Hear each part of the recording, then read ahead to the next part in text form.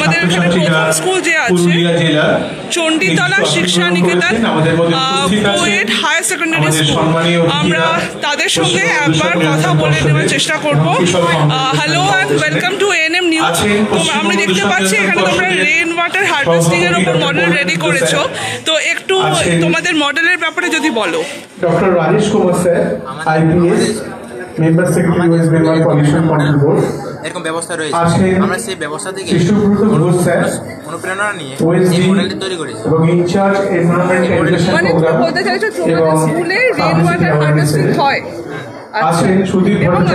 তোমার এখানে এখানে বৃষ্টি তো খুব কমই হয়, এবার যেটুকু বৃষ্টি হয় সেটাও তোমরা তোমাদের স্কুলের ওখানে করা হয়।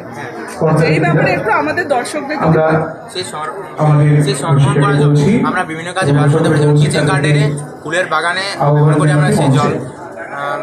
আবার অনেক কিছু কাজেও ব্যবহার করা যেতে পারে। শীতকালে আমরা বাগান তৈরি করেছিলাম, সেখানেও আমরা ফুলের বাগানে জল দেওয়ার জন্য এই জল ব্যবহার করি। একদমই আমরা দেখতে পাচ্ছি এখানে যে রেন ওয়াটার হারভেস্টিং এর যে মডেল রেডি করা রয়েছে, বৃষ্টির জল যেটা আছে সেটা পড়বে, রুফটপে কালেক্ট হবে, নিয়ে সেটা এখানে একটু যদি এক্সপ্লেন করো পরপর কি প্রসেসটা। এই বৃষ্টির জল ছাদে যে জমা হচ্ছে সেই জল পাইপের মাধ্যমে ফিল্টারেশন ট্যাঙ্কে আসবে, সেই বিভিন্ন স্তরের মাধ্যমে ফিল্টার হবে, সেই জলটা ফিল্টার হবে এবং ফিল্টার তারপরে সেই ফিল্টার জল স্টোরেজ ট্যাঙ্কে এসে জমা হবে। আমরা দেখতে পাচ্ছি, দর্শকদের একবার দেখিয়ে দেবো, ফিল্ট্রেশন ট্যাঙ্কের পর থেকে এটা স্টোরেজ ট্যাঙ্কে যাচ্ছে এবং তারপরে স্টোরেজ ট্যাঙ্কে যে জলটা জমা হবে সেই বিভিন্ন কাজে ব্যবহার করা যাবে, যেমন গার্ডেনে জল দেওয়া যাবে, আবার পানীয় জল হিসেবে ব্যবহার করা যাবে।